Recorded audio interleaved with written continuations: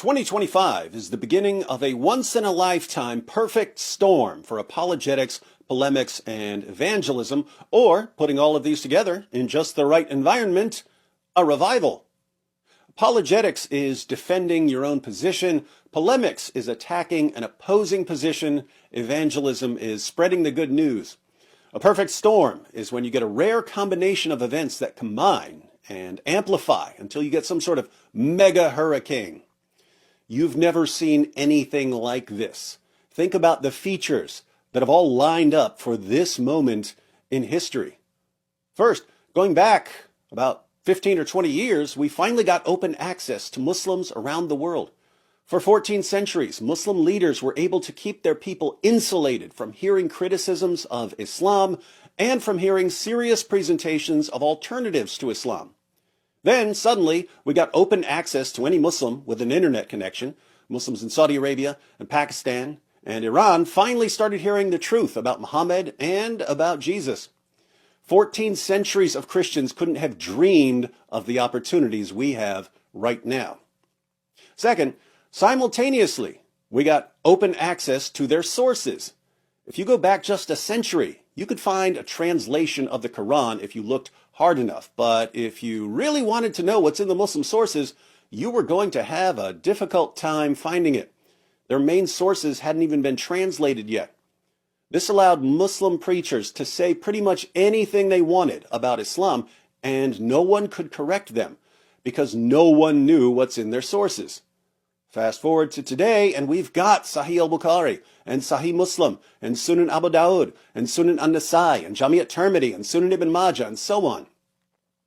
And this allows us to expose the endless dawah lies. We're the first generation that has this open access to their sources. Third, there's the avalanche of apostasy. You've heard about the avalanche of apostasy. The apostasy rates among young Muslims went from close to 0% in the early 2000s to around 24% by 2020. This sent Muslim leaders into full panic mode. 24% of Muslim youth are leaving Islam. Your child is about to become apostate. 23% are becoming apostates of Muslims, American-born Muslims. Our Muslim friends had no idea how to react to the avalanche of apostasy. They'd never had to deal with it before. So what did they do? Well, in a panic, they replaced all of their most popular dawah champs with total narcissists who responded to all challenges with threats and insults. That didn't work, so they started grasping for any popular influencer they could bribe, and they ended up clinging out of sheer desperation to people like Andrew Tate and Sneeko and now Lily J. Things have gotten so bad we couldn't find anyone to stand up for Muhammad at DebateCon. I actually had to defend Muhammad at DebateCon 5. This is the state of dawah in 2025. Not looking good. It's crumbling from within. And they have no plan B. Fourth, the new atheism is collapsing. Shortly after 9/11, the so-called new atheists made a powerful prediction. If they could just get millions of people to leave Christianity and to become atheists, the world would become better, more enlightened, more rational, more scientific. Well, we've had more than 2 decades of people becoming atheists, and how has the world improved? How much closer are we to that scientific utopia we were promised? Nothing, not one word that the new atheists predicted came true. In fact, is it just me, or did the entire world suddenly seem to go completely insane the moment millions of people started becoming atheists?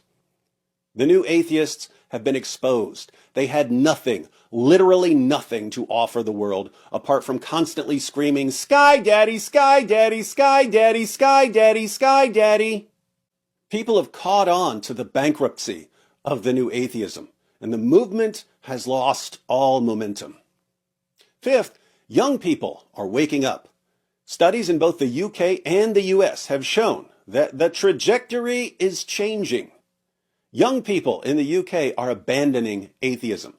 Atheism peaked among people my age and older. Young people are significantly less likely to identify as atheists than their parents were. As for the US, Pew Research just released their latest findings in a report titled decline of Christianity in the U.S. has slowed, may have leveled off.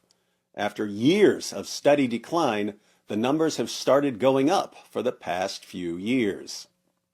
Sixth, people in the West have realized that secularism just isn't strong enough to protect the West from what's coming at us. We've got Marxism, wokeism, Islam, and the forces that want to tear down Christianity and Western civilization seem to get along really well with each other in spite of their differences, almost as if their real purpose is to tear down Christianity and Western civilization. People are realizing what they're up against, and they know that secularism isn't enough. But you can see not only from the waves I've mentioned, the red wave of radical Marxism, the rainbow wave of the radical sexual revolution, and the black wave of radical Islamism. But you can also see how secular liberalism itself has failed.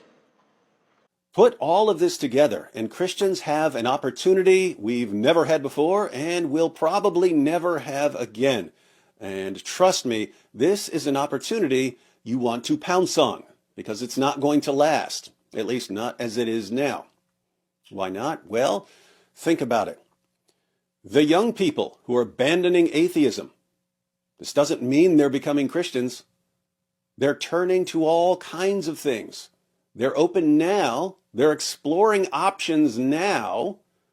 But if you're not there to talk to them, someone else will be there to talk to them. In other words, that young person who's open to listening right now might not be open to listening 2 years from now. And think about how some of the various issues I mentioned are connected. Here's an example. Many of the apostates who left Islam became apostates because of the new atheism. They bought it and they left Islam. As the new atheism collapses, some of these apostates are going to start returning to Islam. They're going to say, we gave atheism a try. It didn't work. At least in Islam, I still had my family. I'm going back. So we have a temporary window, and we don't want to wait until it starts to close. What do we do? Few things.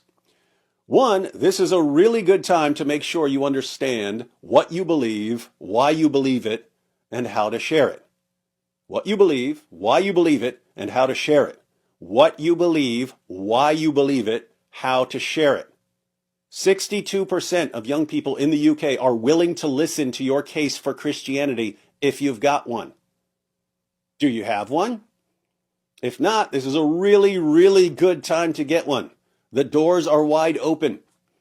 And don't make the mistake of thinking that you have to learn everything about everything, or that you have to learn to respond to every possible objection before you engage. You don't. You want to change the world? Learn one argument, learn one point, learn one verse, and use it over and over and over again. There are enough people in the world that you can spend your entire life presenting one point to them and never run out of people. Think about 1,000 Christians, each mastering a different point and spending their lives making the point they mastered. Those Christians will change the world, even though each of them learns one point.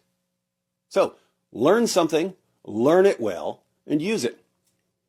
2, there are some arguments that are more effective the more people there are who know about them. There are certain cases where it would be very, very helpful if millions of people all learned the same argument. At the top of this list would be the Islamic dilemma. If millions of Christians all learned what the Quran says about the Bible, dawah would be done. Ball game, stick a fork in it. So why don't millions of people just learn it and end the dawah? Pure laziness, as far as I can tell. But this is not a time to be lazy. Make it a goal for 2025 to learn the Islamic dilemma this year. We will provide you with everything you need. Stay tuned. 3, be relentless.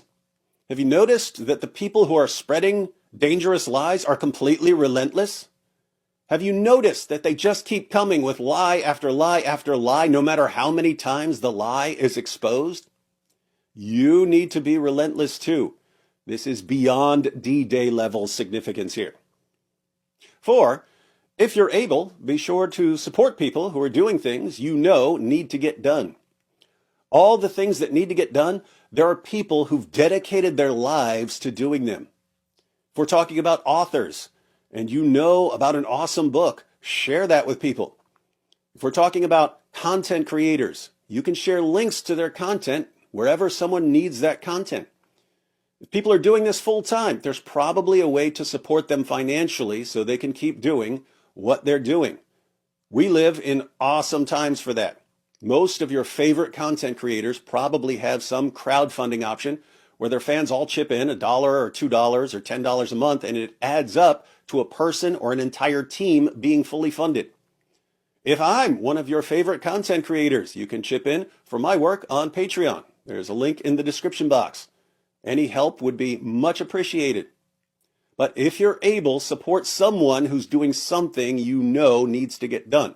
Lots of awesome content creators doing lots of awesome work out there.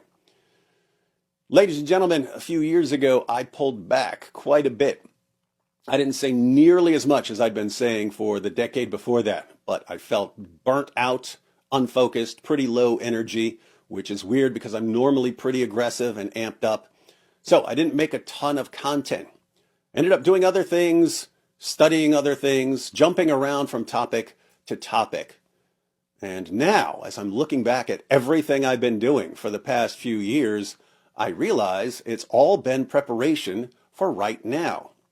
Every random topic I got interested in for a few months, everything that seemed like a distraction, it was all a bunch of pieces that just came together for right now. 2025 is going to be a year like no other. Catch me in December as we recap everything that happens between now and then, and try to tell me I was wrong. I'm saying it today in advance before it happens. Year like no other. Now, what are you doing staring at me? You've got work to do. If you're still not sure what to do, don't worry. I've got some ideas. More to follow.